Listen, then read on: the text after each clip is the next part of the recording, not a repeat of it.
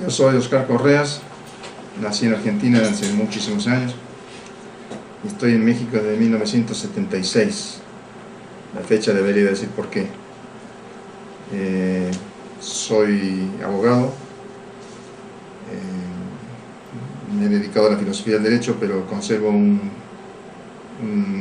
costado estrictamente jurídico. Soy estrictamente un jurista, no un sociólogo ni un politólogo, un jurista.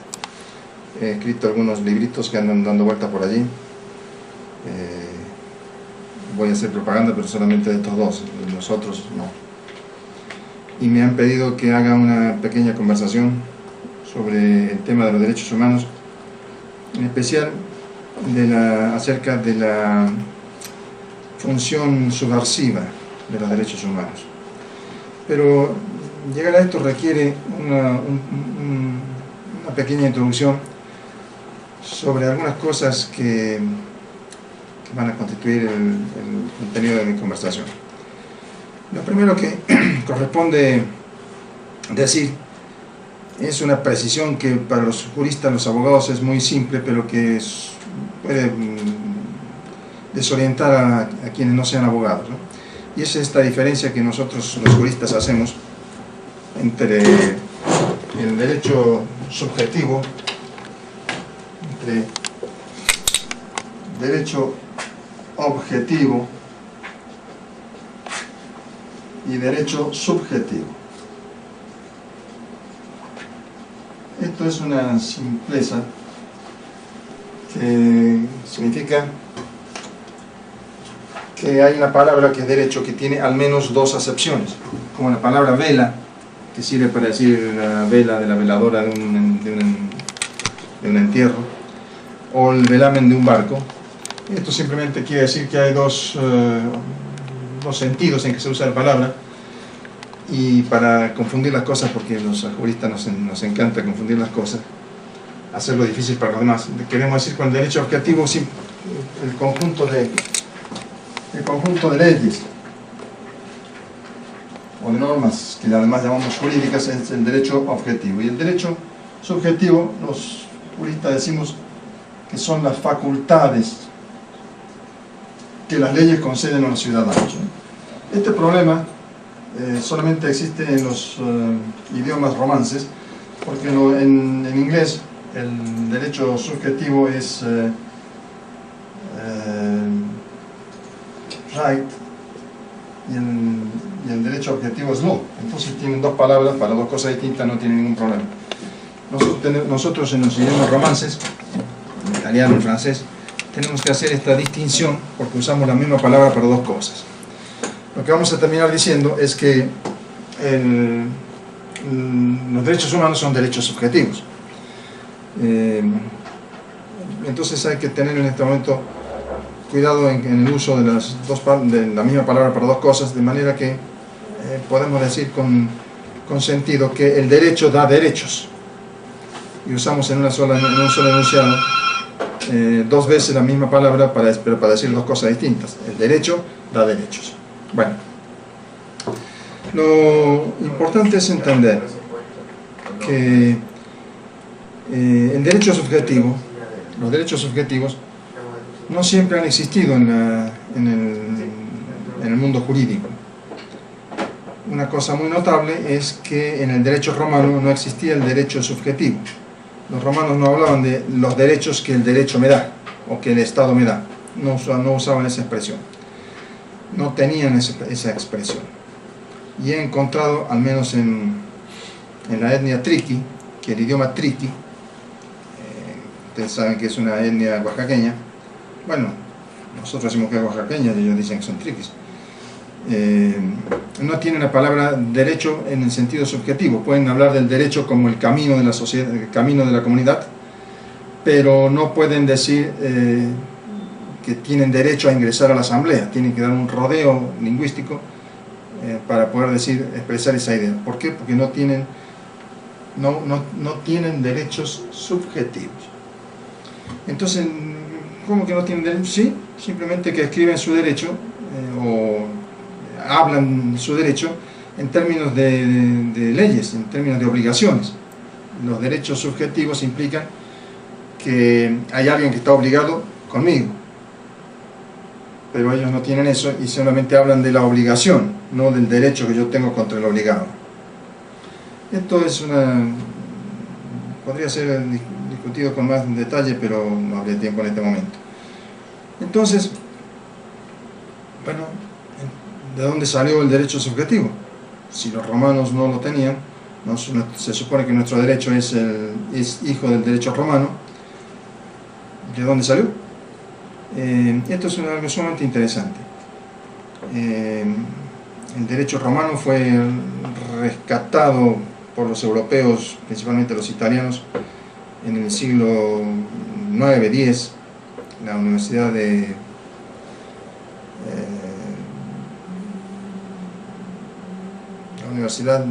la más vieja de todas es bueno, la universidad italiana, me he olvidado en este instante el nombre, es del año 900, y las universidades italianas y las francesas y las españolas se hicieron alrededor de una facultad de derecho, de manera que se enseñaba derecho, el derecho romano, pero ya con un sentido burgués, digamos, ya en el siglo IX. A eso los juristas le hemos llamado el proceso de recepción del derecho romano. El derecho romano estaba escondido en quién sabe dónde, en libros llenos de polvo, porque había dejado de ser útil, porque el derecho romano es un derecho propio de una sociedad mercantil, esclavista, pero mercantil. Y durante toda la Edad Media el comercio, el mundo mercantil, como decía Marx, anduvo por los intersticios de la sociedad medieval y no se usaba. Pero en la Italia del norte, el ejemplo mayor es Venecia, en algún momento en el siglo IX, X, IX, X, los grandes palacios de Venecia son del siglo VIII, del siglo IX, había ya un comercio sumamente desarrollado.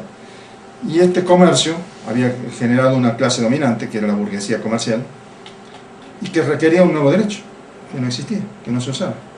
Para fortuna de ellos, el nuevo derecho estaba ya en el viejo derecho romano. Entonces los juristas, que eran entonces los amanuenses de la burguesía, igual que hoy, los juristas desenterraron aquel derecho y lo comenzaron a leer, pero lo leían con un idioma latino, que era degenerado ya, era el idioma que mantenía la Iglesia Católica, que no tenía nada que ver con el idioma en el cual se habían escrito estos textos, que eran los textos de la época de Cicerón, el siglo II a.C.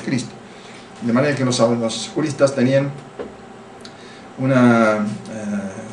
pues un latín que les servía apenas para entender los textos y lo fueron transformando.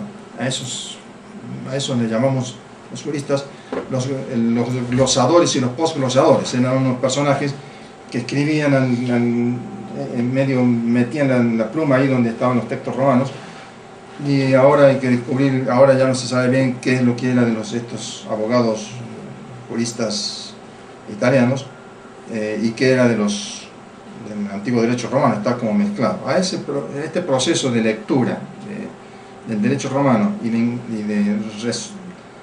el proceso de resucitar el derecho romano se le llamó entonces el periodo, se le llamó el proceso de recepción del derecho romano.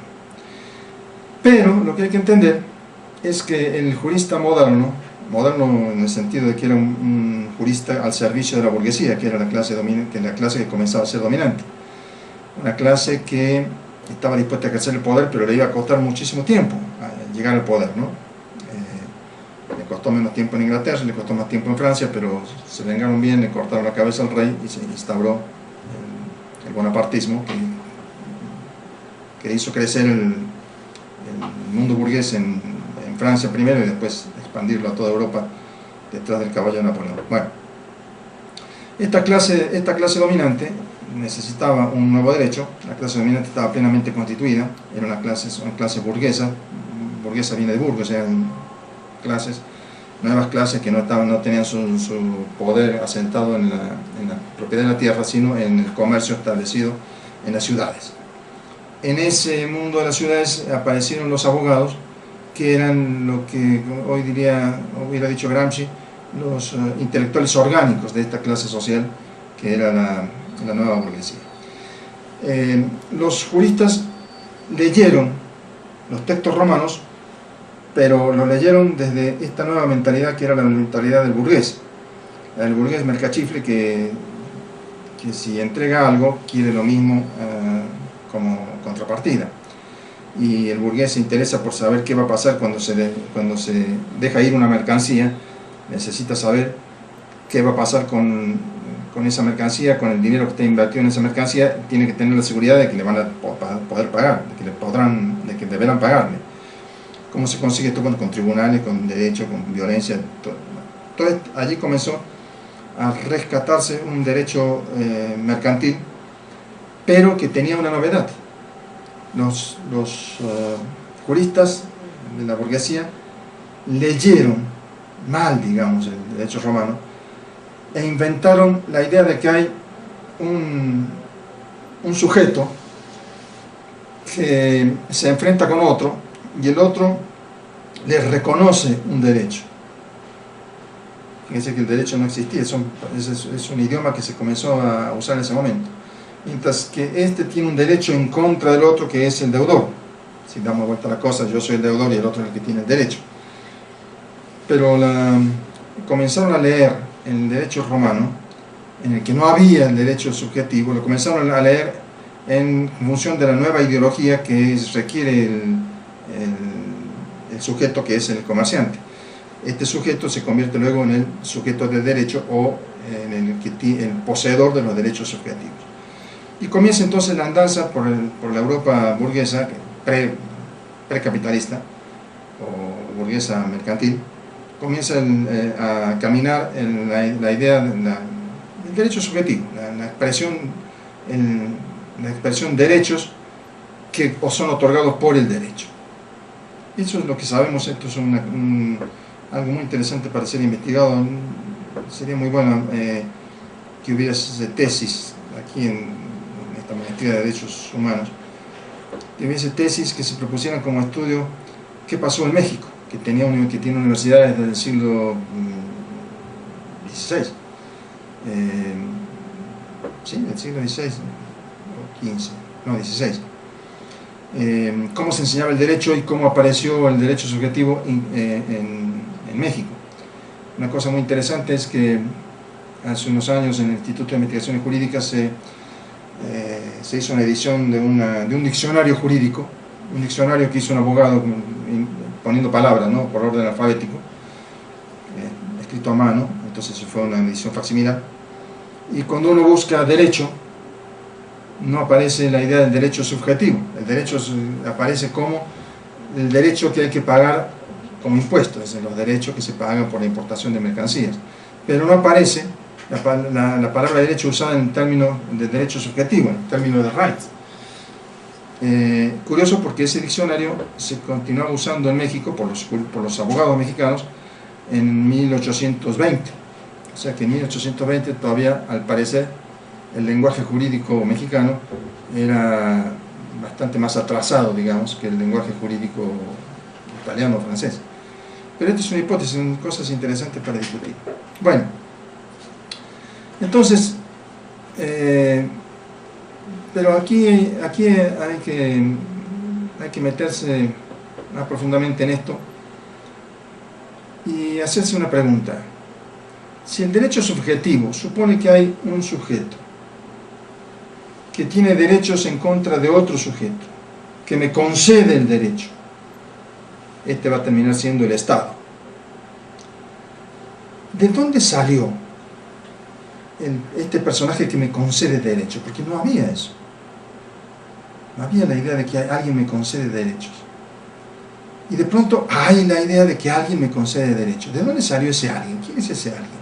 Ese alguien es el Estado burgués, que es al principio un Estado absoluto. El Estado burgués, el preburgués si se quiere, ¿no?, el derecho absoluto, pensemos en Luis XIII de Francia o Luis XIV, ¿no? Luis XIV es aquel que dice: el Estado soy yo. Entonces el Estado absoluto. lo que sucedió es que la burguesía requería de espacio y requería de alguien que protegiera sus intereses. El que se ofreció para proteger sus intereses fue el rey absoluto. De manera que aquí tenemos que ver una alianza entre la burguesía y el rey absoluto en contra de los señores feudales que le disputaban el poder al rey, porque el rey no era otra cosa que un antiguo señor feudal que fue creciendo a costa, violentamente, ¿no?, a costa de otros señores feudales. Y entonces el rey de Francia era el rey de un pedacito de Francia, ¿no?, porque es lo que consiguió hacer, es el pedazo que consiguió dominar. Pero existían otros, un montón de señores feudales que le disputaban al rey su poder. Y entonces el rey hizo una alianza con la burguesía le puso lo que el rey necesitara, estableció una alianza en contra de los otros señores feudales. Este estado se llamó el estado absolutista. El estado absolutista es el personaje que de pronto aparece en la historia diciendo: yo te concedo derechos, yo te los garantizo, dice el rey, yo te garantizo el derecho, pero en adelante tú, y al decir tú nos hace individuos, el individuo burgués, el ciudadano egoísta, como dice Marx, el individuo que ha suplantado al miembro de una comunidad. Ya no eres miembro de una comunidad. Tú, individualmente, cada uno de ustedes, miembro de la comunidad, ya no interesa a la comunidad. Cada uno de ustedes vendrá a mí, no se hará justicia por su propia mano, y yo le voy a dar, yo voy a solucionar el problema. Cuando Juancito te deba, tú, Pedrito, no vas a ir contra Juancito. No, eso no. Tú vas a venir conmigo porque yo te doy el derecho a venir conmigo y yo voy a decirle a Juancito que te pague. Pero lo voy a pagar yo, mis jueces son los que te van a pagar. ¿Qué ha sucedido? Con esto que yo llamo una estrategia lingüística del derecho subjetivo, lo que ha aparecido es una nueva forma de dominación, que consiste en que el dominado se acerca al dominador, que es el Estado, el rey, y le dice, acusa al otro miembro de la sociedad civil, le acusa que está sacando los pies del plato, por ejemplo, porque no ha pagado. Este saca los pies del plato, viola la ley porque no le ha pagado. Juancito no le ha pagado a Pedrito. Entonces Juancito está violando las leyes del comercio, las leyes mercantiles. Pero cuando el Estado dice, yo te doy derecho, Juancito, para demandar no, este era Pedrito, este es Juancito, para demandar a Juancito, lo que ha hecho es que el dominado, que es Juancito, porque Juancito es dominado porque, no, este era Pedrito, Pedrito el dominado, lo que ha hecho es que Pedrito me ha acusado a Juancito, lo ha acusado, pero conmigo, de que ha violado las leyes mercantiles. De manera que el que tiene el poder, que comienza a ser un rey, pero bien mercantilizado, el que tiene el poder no tiene que poner un fusil detrás de cada uno de los ciudadanos. El solito ciudadano vendrá a decirme que hay alguien que está violando las leyes mercantiles. Y este mecanismo es una estrategia lingüística que convierte a cada uno de nosotros, nos convierte en súbditos. Claro, nosotros decimos, nos creemos que nos convertimos en ciudadanos, decimos, ¿no?, porque tenemos derecho. Nos encanta la idea de que tenemos derecho. Entonces, a una vuelta de cosas decimos, yo tengo derecho frente al Estado, y nos parece que ya nos liberamos. Y no, simplemente lo que hacemos es hacer lo que el Estado quiere. ¿Qué es lo que quiere el Estado? Que yo me dirija al Estado para que el Estado arregle los desaguisados de la sociedad civil. De manera que esta estrategia lingüística me hace creer que yo soy ciudadano cuando en realidad soy súbdito.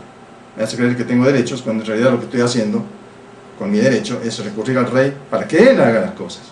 Yo no he hecho nada. Lo que se ha hecho es, se ha disuelto a la sociedad civil para convertir a los miembros de la sociedad civil en ciudadanos todos ligados con el Estado, pero individualmente ligados con el Estado. Han desaparecido. Lo que ha hecho el Estado es recoger todos los poderes que había en la sociedad civil, concentrarlos con la anuencia de la burguesía, porque a la burguesía le conviene, ¿no? Empieza a ser clase dominante, pero a la burguesía le conviene. Recoge todos los poderes y no nos deja ningún poder. Los ciudadanos no tenemos ningún poder, excepto el poder de ir al Estado. Son nuestros derechos. Y nosotros creemos que ya ganamos el poder porque tenemos los derechos que le quitamos al Estado. Jaja, ¿cómo que le quitamos? El Estado realmente nos da, con el derecho objetivo, nos da derechos objetivos. Claro, nosotros nos revestimos de la ideología del yo naturalismo y decimos, no, mis derechos son anteriores al Estado. Pero eso es puro bla bla. Lo cierto es que yo tengo los derechos que el Estado me quiere conceder, no los que yo quiero tener. Me dan los que él quiere darme. Entonces, ¿cuál es mi libertad? Si mi libertad consiste en que lo único que puedo hacer es ir al soberano, el rey. Eso es ¿cuál libertad? Pero nos da la impresión, porque para eso están las ideologías burguesas, nos da la impresión de que los derechos consisten o le dan la libertad a los ciudadanos. ¿La libertad de qué? De comercio. Pero si la libertad de comercio es la obligación de cumplir las leyes del comercio, no hay libertad de comercio, eso no es cierto. Porque hay la obligación de cumplir las leyes del comercio. Y por otra parte, creemos que tenemos muchos derechos. Pero no es cierto, tenemos uno solo, que es dirigirnos al Estado. Dirigirnos al Estado es un derecho que los juristas llamamos derecho procesal. Porque el único derecho que tenemos es dirigirnos al Estado. Yo no me puedo dirigir a otro miembro de la sociedad civil porque el Estado me va a castigar por un delito que se llama ejercicio indebido de la justicia. Yo no me puedo hacer justicia por propia mano, tengo que ir con el Estado. Entonces, ¿cuántos derechos tenemos? Si yo tengo derecho a no ser torturado, ¿qué hago con ese derecho? Tengo que ir al Estado a denunciar al policía que me torturó. Pero tengo que ir al Estado. Todos los derechos subjetivos se reducen al simple derecho, al un solo derecho de recurrir al Estado. ¿Y qué le voy a pedir al Estado yo? Le puedo pedir lo que el Estado quiere que le pida, porque está enmarcado en normas, ¿no? Yo para ejercer este derecho tengo que cumplir ciertas normas. Y solamente puedo pedir ciertas cosas, no cualquier cosa. ¿Y cuáles cosas puedo pedir? Las que el Estado quiere concederme. Después el Estado me puede conceder el derecho a no ser torturado, el derecho a tener un juicio legal, el derecho a cobrar mis deudas, el derecho a que no me quiten mi casa, el derecho a quitarle la casa a otro si me debe. Son un montón de derechos. Pero están regimentados, no hay ninguna libertad, es absolutamente mentira esto de que la sociedad burguesa liberal nos libera, ¿no es cierto? No nos libera. ¿Y dónde está la trampa? La trampa está en esta estrategia lingüística que se llama el derecho subjetivo, es una estrategia lingüística del poder. Alguien se avivó y nos quitó el poder y nos dijo, pero no te preocupes, yo te doy derechos. ¿Y qué puedo hacer yo con mi derecho? Venga conmigo. Bueno, entonces la historia finalmente condujo con procesos distintos en Inglaterra y en Francia. El más conocido y más que nos gusta más seguramente por revolucionario es el francés. Y la revolución francesa es una revolución burguesa del pueblo parisino, que ha ingresado completamente en la estrategia lingüística del derecho subjetivo, que ya tiene varios siglos, y que se planta frente al rey y le dice: yo quiero libertad, igualdad y fraternidad, que son los derechos del hombre. Frente a un monarca como el francés, que había quedado bastante rezagado en términos de historia, ¿no? En cambio los monarcas ingleses se habían aburguesado muchísimo tiempo antes. El monarca francés Luis XVI era un remedio de Luis XIV, era incluso un retroceso respecto a Luis XIV. Y la burguesía le cortó la cabeza y puso un general, el jefe. El general se llamaba Napoleón. Napoleón, que era un hombre muy despierto, comprendió que tenía que escribir las leyes francesas, y entonces organizó un grupo de juristas que le hicieron el Código de Napoleón, el Código Civil llamado Código de Napoleón, no porque lo hizo Napoleón, sino porque mandó a hacerlo. Y en el Código Civil de Napoleón está escrito en clave de derechos subjetivos, porque el derecho civil francés, el romano, no estaba escrito en clave de derechos subjetivos, estaba escrito en clave de derecho objetivo, en clave de obligaciones. el Código de Napoleón se escribe en términos de derechos. Tampoco lo inventó Napoleón, esto es un proceso que había comenzado en el siglo 8, 9, 10, con la recepción del derecho romano, hasta el triunfo final de la burguesía con Napoleón. Y así entonces hoy tenemos un Código Civil que consagra los derechos. Y se hicieron las constituciones, y las constituciones consagran los derechos. El pueblo tiene tales y cuales, todos los ciudadanos tienen tales y cuales derechos. Pero al mismo tiempo la Constitución dice cómo hay que hacer para ejercer esos derechos. Hay que recurrir a los jueces. ¿Los jueces son de quién? Pues del Estado, del mismo que produce la Constitución. Dice, yo te doy tales derechos, pero esos derechos solo los puedes usar en términos de la legislación que yo te propongo, que yo te impongo, y con mis jueces. No puedes hacerte justicia por tu propia mano. Ni puedes crear en tu provincia o en tu comunidad jueces propios. Por eso se pone desesperado el poder político cuando los indígenas dicen nosotros tenemos nuestros jueces. O cuando organizan una cosa como la policía comunitaria del estado de Guerrero con un sistema judicial.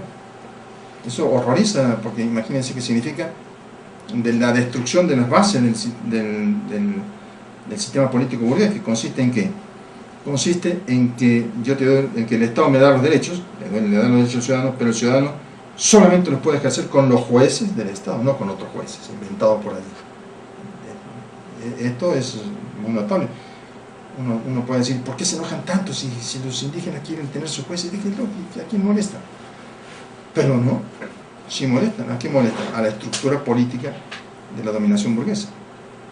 Bueno, lo cierto es que ahora tenemos derechos subjetivos, pero en algún momento, en la Revolución Francesa, por ejemplo, aparecieron como derechos del hombre, derechos humanos, decimos ahora nosotros.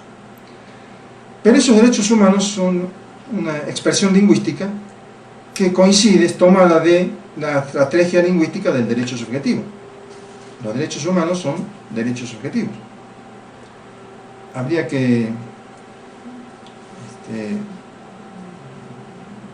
pensar en este momento que el derecho subjetivo es aquello que nos hace ciudadanos y por tanto es la manera de estar en el mundo burgués. Nosotros somos ciudadanos y esa es la manera en que existimos en el mundo del poder burgués. Y no nos podemos salir de ahí. No podemos expresar nuestras ansiedades, nuestros deseos en otra forma que en términos de derechos. ¿Por qué? Porque es la manera de estar en el mundo que tenemos los ciudadanos del mundo capitalista burgués. Aquí siempre cuento una anécdota real de una profesora que me contó lo siguiente. Mi hija insistió durante mucho tiempo que quería un gato. Yo quiero un gato. Yo quiero un gato, nada de gato. Yo quiero un gato, no gato. Aquí no hay gato, quiero un gato, no hay gato. Un buen día la nena viene de la escuela y la madre le dice, hola, ¿qué tal? ¿Cómo estás? Mientras le sirve la comida. ¿Qué hicieron hoy en la escuela? ¿Qué te enseñaron? Ah, bueno, vinieron los señores a hablarnos de los derechos humanos. Ah, caramba. ¿Y qué son los derechos humanos? Que todo niño tiene derecho a tener un gato. ¿Qué significa? Significa que en el momento en que la niña es socializada en el mundo de la estrategia lingüística del derecho subjetivo, la niña cambia su lenguaje, ya no dice quiero un gato, tengo derecho a un gato. Porque ve a la madre como el poder, y en el momento en que es socializada políticamente, siendo una nenita, explicarle a un nene los derechos humanos implica explicarle que hay un poder, que hay jueces, que hay, ¿no? Implica explicarle todo esto. En el momento que es politizada, cambia su lenguaje. ¿Por qué cambia su lenguaje? Porque la han puesto en un discurso, en una estrategia lingüística, en la cual ella se ha convertido en sujeto de derechos subjetivos. Es una ciudadana que ahora le puede exigir al poder, que es su mamá, yo tengo derecho a tener un gato. Y cambia el discurso, ya no dice yo quiero. Entonces, esto es importante porque muestra por qué toda reivindicación política tiene cara jurídica. Si hay una manta que dice, un lema que tiene Zapata que dice tierra y libertad, él está diciendo tengo derecho a la tierra y tengo derecho a la libertad. está inmerso, aunque él sea un revolucionario, está inmerso en la manera de ser, en el lenguaje, en el discurso propio de la modernidad. El discurso propio de la modernidad es el derecho subjetivo, es lo que nos hace ciudadanos. Entonces, ¿qué sucede ahora? Ahora resulta que tenemos derechos humanos, decimos, pero estamos hablando en una ideología que nos posee, porque las ideologías no las tenemos, nos poseen, la ideología del derecho subjetivo. Y decimos que hay derechos humanos que están positivizados y algunos que no. Los derechos positivizados son los que están en la Constitución y en otras leyes. El derecho a la libertad de comercio, el derecho a la libertad de tránsito, todo un montón de derechos, una cantinela enorme de derechos que se reducen a uno solo. Repito, a ocurrir o recurrir al Estado para que el Estado solucione los problemas de la sociedad civil. El gran papá es el que soluciona los problemas. Y hay otros derechos que no están positivizados. Positivizados quiere decir que no hay ninguna ley que los proteja. Por ejemplo, no hay un auténtico derecho a la vivienda porque no hay leyes que protejan el derecho a la vivienda. Sin embargo, nosotros les llamamos derechos humanos, pero sabemos que no están positivizados. Y de aquí en adelante, toda aspiración popular, o individual también, lo tenemos que hablar en términos de derechos, y a eso le llamamos derechos humanos. Porque cuando hacemos una lista, a ver, los derechos humanos, ¿cuáles son? 1, 2, 3, 4, 5, ya creo que vamos como en el 50, ¿no? 60, 70, 80, ¿no? Derechos humanos. ¿Y por qué 70 y no 1500? No, que a lo mejor sí hay 1500 que van a ir desarrollándose en el discurso político. Pero son las aspiraciones de la gente. Cualquier tipo de aspiración nosotros la ponemos en términos de derecho. Y decimos, si el señor Slim puede tener un barquito amarrado en el muelle de Nueva York, yo también tengo ese derecho. Yo tengo derecho a tener un barquito. Bueno, esto es una simpleza, pero se trata de cuando las manifestaciones proletarias dicen tenemos derecho al pan, derecho a la comida, y eso no está en la Constitución. Pero estas reivindicaciones son dichas, son pensadas, son habladas en términos de derechos subjetivos. Tengo derechos humanos, le decimos, porque provienen según nosotros de la dignidad humana. Bueno, eso es pura bla bla. Lo cierto es que todas las aspiraciones las llamamos derechos humanos. Y entonces, aquí se da vuelta la tortilla en un salto mortal, porque el derecho subjetivo es una estrategia lingüística de poder, de dominación, ¿no? En la cual el dominado es el que aparece como no dominado, sino como ciudadano que recurre ante el Estado a reclamar sus derechos que en realidad previamente le han concedido. Pero ese derecho subjetivo, que comenzó siendo un fenómeno lingüístico de dominación, por un salto mortal, se convierte de pronto en subversivo, porque todo tipo de subversión se dice en términos de derechos subjetivos.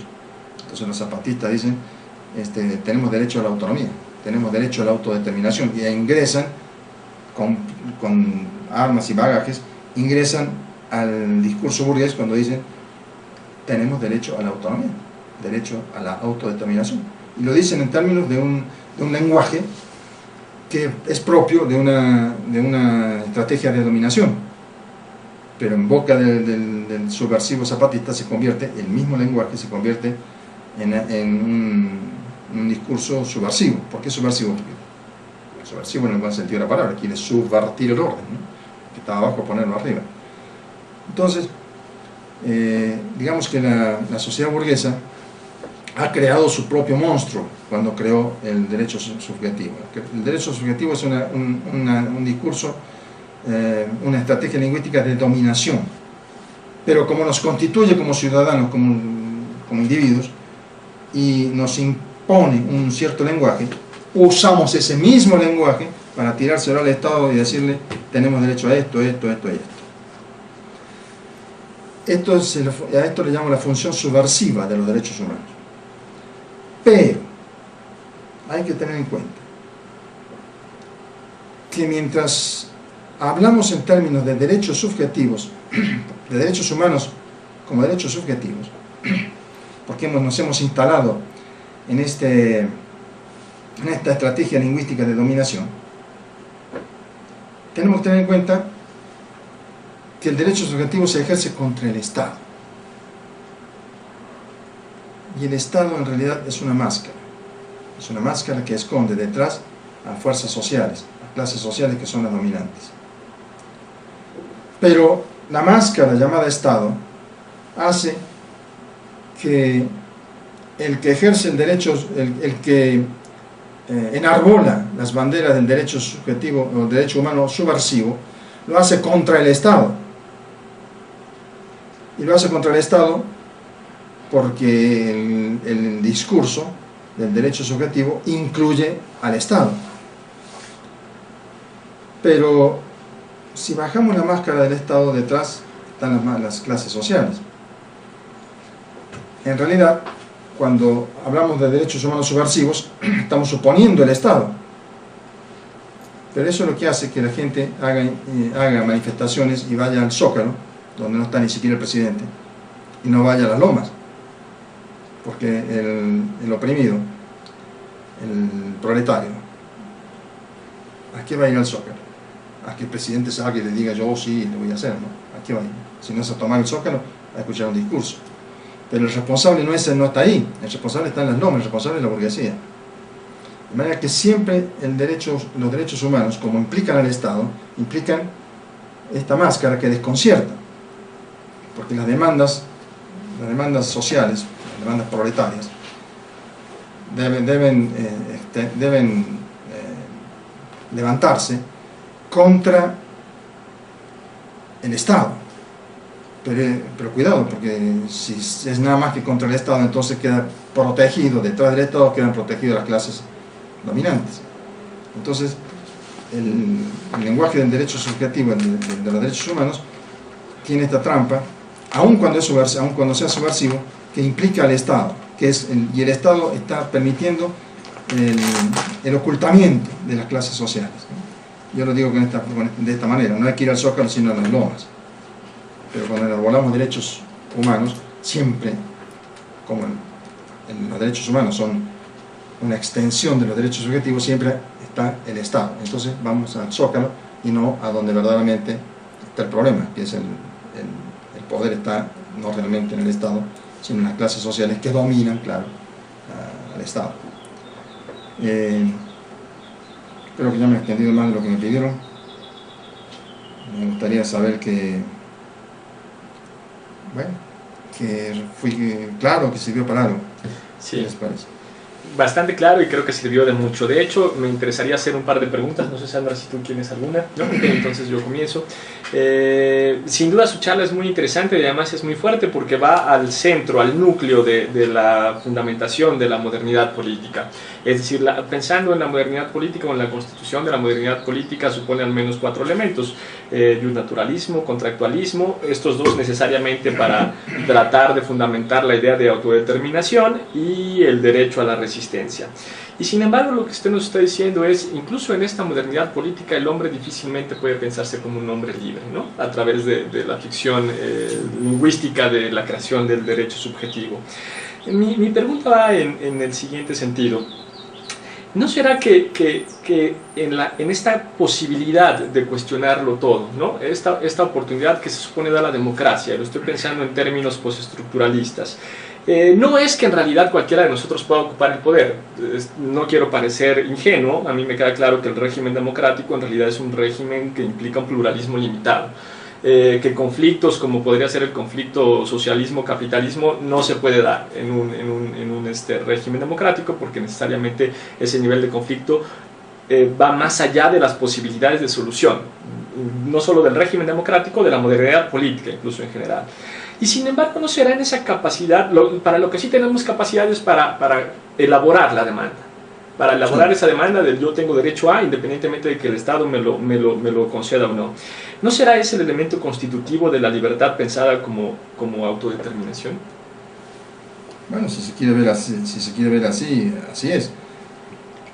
Yo lo que digo es que el molde de los derechos subjetivos aparenta otorgar libertad al ciudadano.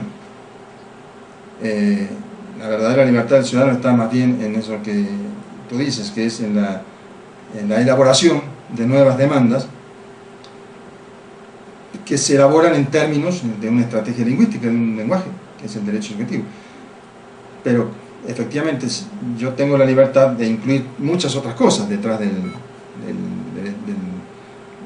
la bandera de los derechos humanos, ¿no? Y en eso sí somos libres. La gran bandera tiene que ser a lo que tenemos derecho es a liquidar el Estado y a tomar el poder. A tomar el poder significa tomar el poder de las clases sociales. Entonces implica destruir el Estado. Eso es teoría comunista y anarquista vieja, ¿no? Esa es la idea. ¿Tenemos esa libertad de pensar esto? Sí, claro que la tenemos. Pero digamos que la vieja idea revolucionaria de la destrucción del Estado y la dictadura, porque era la idea de la dictadura sobre la burguesía dominante, eso se hace, digamos, violentando el corazón mismo de los derechos subjetivos, que era la aparición del Estado como árbitro que me da ciertos derechos y no otros, ¿no? O sea que la verdadera subversión en términos de derechos humanos consiste en la destrucción del fundamento de los derechos humanos, que es el Estado. Y en eso somos libres, sí, somos libres, y tan libres que esa doctrina existe, ¿no? Tenemos derecho a la destrucción del Estado y a la dictadura del proletario. Eso incluso era visto como un derecho de las mayorías, ¿no? Por Lenin, por ejemplo. Y tal como se encuentran ahora las cosas, ¿cuáles serían las posibilidades de emancipación del discurso de derechos humanos? Es un discurso de emancipación en el sentido que es un discurso atractivo, que cala en la ideología jurídica de todo el mundo, colectiva, que tiene prestigio. La idea del derecho, como la idea de la lógica, la idea de la ciencia, la idea del derecho tiene prestigio, es prestigiosa. La gente se siente actora de los procesos sociales en términos de derecho. Eso está bien, pero el derecho subjetivo implica el Estado. Eso es inevitable. La auténtica emancipación es el uso de los derechos humanos para digamos, la destrucción de aquello que impide la consecución de las demandas, ¿no? Lo que impide la consecución de las demandas es el Estado. Y eso en ese sentido es como usar la escalera para subir y tirar luego la escalera, ¿no? Puede ser que usemos los derechos humanos para concientizar, para entusiasmar a la gente, llevar las ideas revolucionarias, y en términos de derecho todo sea, pero el derecho tiene que incluir la destrucción de este Estado. Por supuesto que esto es un discurso subversivo, espero que no lo vea la policía, porque se supone que esto implica la destrucción del Estado, de la policía, del ejército, todas estas cosas. Por supuesto que no les gusta ni cinco el asunto, ¿no?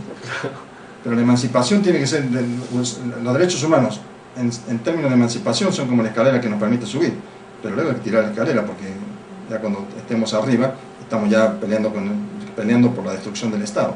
No es por meternos, no peleamos por sacar al presidente que está y poner otro presidente, eso no es ninguna emancipación. Empezamos por la destrucción de la máscara que le impide al pueblo a mirar al verdadero enemigo que está detrás de la máscara, que son las clases sociales, ¿no? La máscara es el derecho, el Estado. Es una concepción de Kelsen muy interesante que habría que estudiar. Y aquí están estudiados en esto que he dicho en realidad ya está escrito en estos dos libritos y en el número 25 y 26 de Crítica Jurídica, que se compran aquí. No puedo decir el precio porque ni lo sé. Una última pregunta que me interesaría hacer. A fin de no tener una ola de bajas que me venga fuerte a la maestría, en el sentido de que usted nos ha comentado, y me parece de forma muy clara, cuáles son los límites hacia arriba de los derechos humanos. Durante mucho tiempo estos límites fueron muy estudiados y muy analizados, sobre todo por las corrientes de izquierda, que como consecuencia nos daban la impresión de que, en efecto, los derechos humanos no servían para hacer nuestra práctica o para pensar nuestra experiencia revolucionaria. Y sin embargo, después de las olas, sobre todo de dictaduras latinoamericanas de los 60, 70, 80, empezamos a encontrarle alguna posibilidad práctica a los derechos humanos. ¿Para qué sí sirven los derechos humanos en este momento? Las dictaduras sudamericanas, por lo menos a los juristas de los que yo formé parte, el grupo de juristas del que yo formé parte, nos enseñaron que el Estado social de derecho, o Estado de derecho como ahora se dice, sí tiene cierta utilidad, porque es como dicen muchos pensadores juristas españoles, ¿no? La Constitución, y hablar de la Constitución es hablar de los derechos fundamentales, la Constitución es un freno al poder omnímodo del capital cuando se convierte en poder pinochetista o al estilo del general Videla, ¿no? o de Bordaberry, en fin, de las dictaduras sudamericanas. Eso es cierto, en la lucha es importante. Cuando perdimos la posibilidad de ir a los jueces cuando era detenido un militante, compañero o no compañero nuestro, los abogados perdimos un montón, perdimos mucho, porque por lo menos existía la posibilidad de ir a los jueces y a veces aparecía el compañero, o ir al juez inmediatamente implicaba que el juez tomara cartas en el asunto. Entonces la policía no tenía tiempo de torturarlo o matarlo. Y cuando desaparece toda posibilidad, porque incluso matan a los abogados, entonces perdemos. Y claro, en los últimos 70 estábamos hablando de que empezamos a hablar dictadura ni la del proletariado, decíamos, ¿no? Por más comunista que fuéramos, una dictadura ni la del proletariado. Ahora queremos la democracia burguesa, porque qué bonito que es la democracia burguesa. Bueno, han pasado 30 años desde que terminó la dictadura en Argentina, por lo menos, también la de Pinochet. Y ahora estamos igual que antes, ¿no? El Estado de Derecho burgués no nos sirve. Los argentinos se siguen pauperizando, los chilenos también. Entonces los derechos, el hecho de tener Estado de Derecho es bastante limitado, ¿no? Sin embargo, cuando no lo hemos tenido, luchábamos por el regreso a las formas más burguesas del derecho subjetivo. Queremos que haya el juez ese al que tengo que ir a pedirle, ¿no? Queremos que lo haya.